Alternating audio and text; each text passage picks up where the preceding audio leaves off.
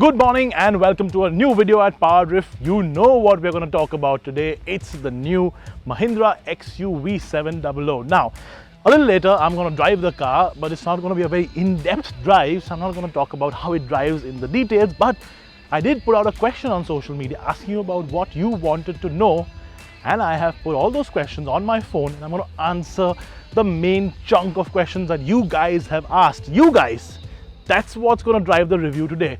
First big question, of course, is how does it look?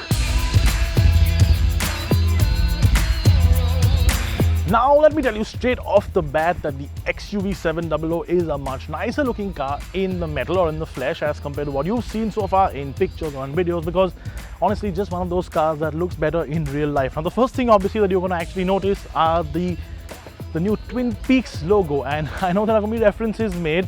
We just let that slide. First things first though, it's a very upright. It's got massive street presence. When you actually put it against other cars on the road, it does stand out. Now obviously there are going to be references and throwbacks to the XUV500, like for example these C-shaped LED daytime running lights. That's a big homage or a throwback to the C-shaped XUV500 design elements, or just the fact the grille is massive and it's in your face.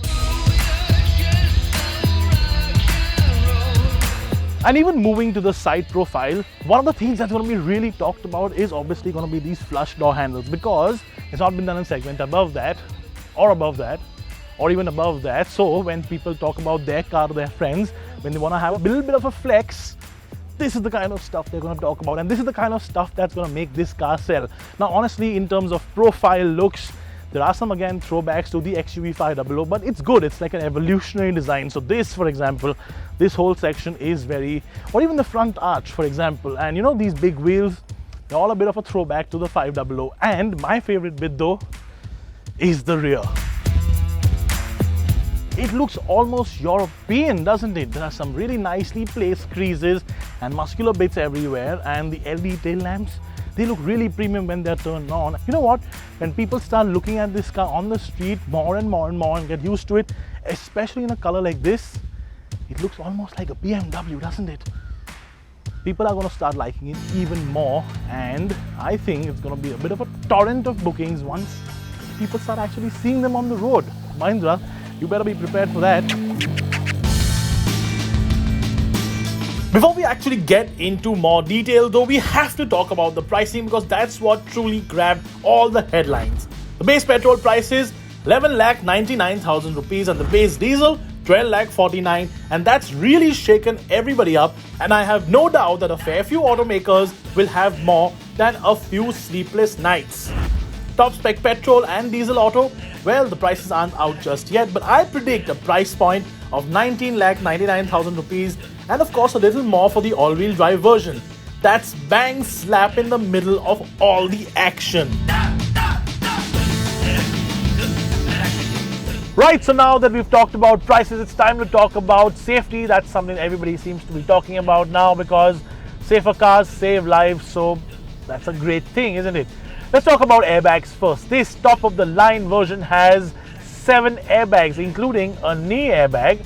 And that's not it. Mahindra has actually made some improvements, and the curtain airbag, which sort of comes on the side, that extends all the way to the 3rd row. Normally you get curtain airbags extending only to the 2nd row. So in this case, if you have passengers in the 3rd row, and God forbid if you do get into a crash, those 3rd row passengers will have this blanket of safety around them too.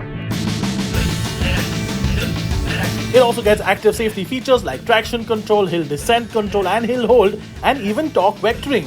And then you get to ADAS or active driver assistance systems like adaptive cruise control or emergency braking, in which the car senses a collision and brakes itself, and trust me, this works. It's time to get some horsepower under our right foot, so let's talk about engines. The headline figure on the petrol first. It's a 2-liter engine, turbocharged 4-cylinder of course, and that headline figure, 200 horsepower. Is this the cheapest 200 horsepower car you can buy? Yes, it is. 380 Newton meters of torque. You get a manual or an automatic gearbox, and that engine is pretty much standard over every single variant. So if you want to get the entry level model, you can still get that engine in it. The diesel on the other hand, and there is still a big market, especially in this sort of segment, this sort of size of SUV with a diesel preference. Safari, for example, only diesel. The Alcazar gets a diesel engine as well, but here are these figures. Okay, 2.2 liter engine, of course, something that we've been sort of used to now with Mahindra. 185 horsepower, 420 Newton meters of torque in the manual, and 450 Newton meters of torque in this automatic. That's performance car territory you're heading into there. 450 Newton meters essentially is also 100 more Newton meters than the Safari, and 200 more Newton meters of torque as compared to the Alcazar. That's huge. That's a big jump up. The Alcazar is 250 Newton meters. This is 450 Newton meters of torque. You will feel that performance when you actually drive it. First impression of the petrol automatic, it's quiet, it's smooth, it's really smooth in fact, and the NVH levels are great too. Do you straight up feel that 200 horsepower? Well, not really, but when you look down on the speedometer console, you're actually doing much faster speeds than what the car leads you to believe, and that's actually a good thing. It's doing it quietly, it's doing it subtly, it's not shouting and screaming about, and incidentally that 200 horsepower gives it a top speed of 200 kilometers per hour. And coincidentally, we've just pulled up at Mahindra's new test facility where we can do 200 kilometers per hour. Fun days ahead. So what I'm going to do is pull over to the side here and do a very quick 0 to 100 run. 3, 2, 1, schnell! 40, 50, 60, 70, 80, 90 and 100. That's quick.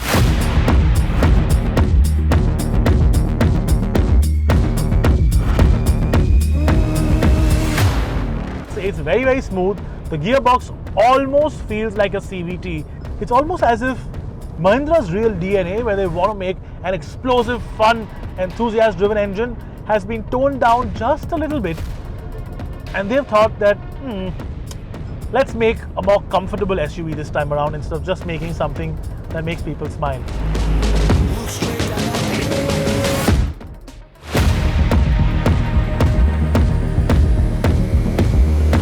But what about the diesel, you may ask? Well, from the little that I did get to drive it, I can safely tell you that you can feel every one of those 450 Newton meters of torque. And if you expect it to be noisy and loud, boy oh boy, are you dead wrong. Unless you absolutely smash it, the diesel is quiet and refined, and truly, this 2.2 liter CRD engine is a world-class motor. But again, it just doesn't feel as urgent as you would expect, and that might be a bit putting off to people who expect an explosive level of performance. The drive modes do make a difference, ZipZap Zoom as they are called, and yes, you might think that it's a stupid name, but that's just Mahindra having a bit of fun. So let's give that to them, okay? Now, just like ZipZap Zoom, this might sound like a bit of a gimmick, but again, this is just Mahindra's way of letting their hair down. You know that little speed beep that comes on at 80 and then continuously at 120, something that we all hate. You can actually record your little custom voice note, maybe your wife or daughter or your son, or imagine your dog barking at you asking you to slow down.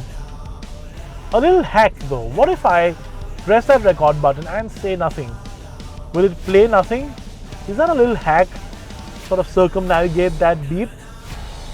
Stay tuned to our social media. I'm going to do that once I get the car back for a slightly longer duration and see if it works. Since we are talking about how it drives, I'm sure many of you have questions on the ride and handling, and let me tell you, it is a big step up from the 500. It is not as floaty as it used to be, and on the highway, you could feel the poise that this new platform brings about. Suspension veterans Koni have helped design some components, and it shows. There's a hint of that stiffness now in the overall ride, but not to the point where it is intrusive. However, we did largely drove over good roads, so it would be rather unfair to judge how it drives over our typically broken tarmac without putting it to the test. We will bring that to you in an upcoming video very soon.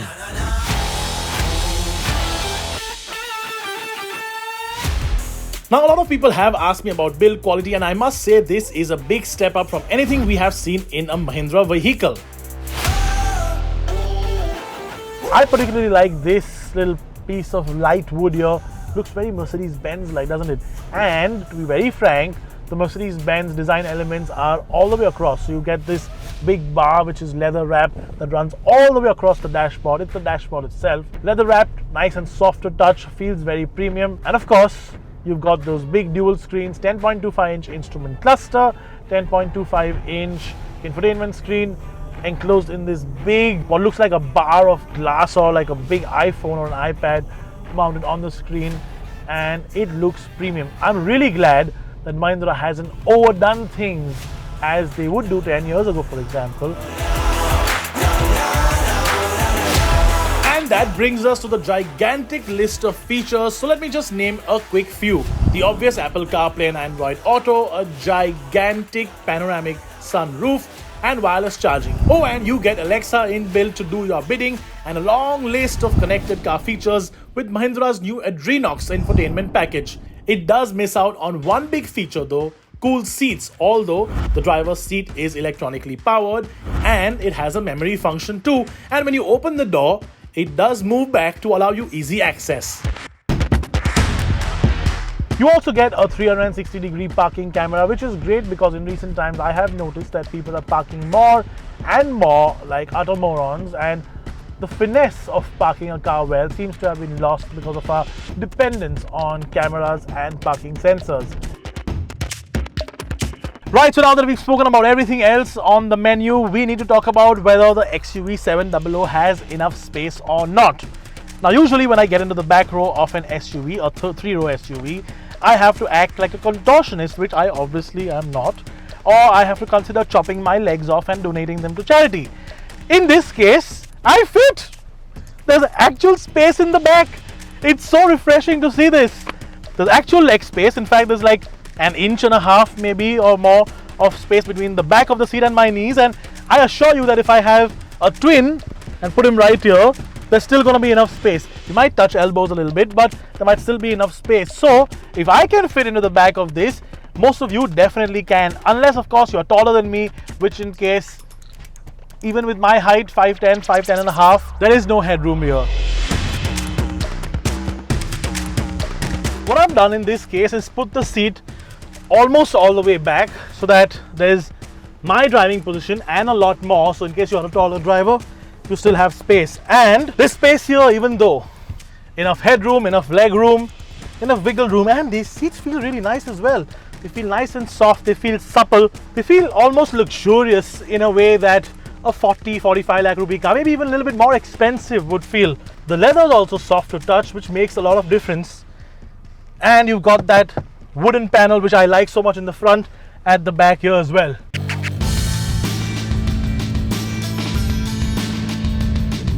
Okay then, it's as simple as this. This is probably Mahindra's most important car for a long time, because it puts Mahindra into a completely new playing field. Now we know that they do engines really well. They're world-class engines. We know they do safety really well.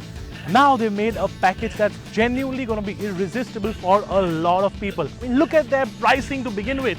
It's going to wipe out a whole bunch of cars in its category. It's going to wipe out a whole bunch of cars in categories below it, and definitely going to wipe out a few cars in categories above because of just how much it offers. I mean, it looks good, it drives well, it's got a ton of space in the inside, it's got great features, it's got ADAS. It's just got everything going for it. Mahindra, you made a nearly irresistible SUV. That's what this is. And I'm not saying this as a fanboy. I'm saying it because it's true, and that's a fact. And before I forget, do remember, hit that subscribe button and the bell icon to stay updated with all our videos. Hit the like button on this video if you like what you see, and of course comment below what you think the XUV700's price will be and what you think about the SUV in general.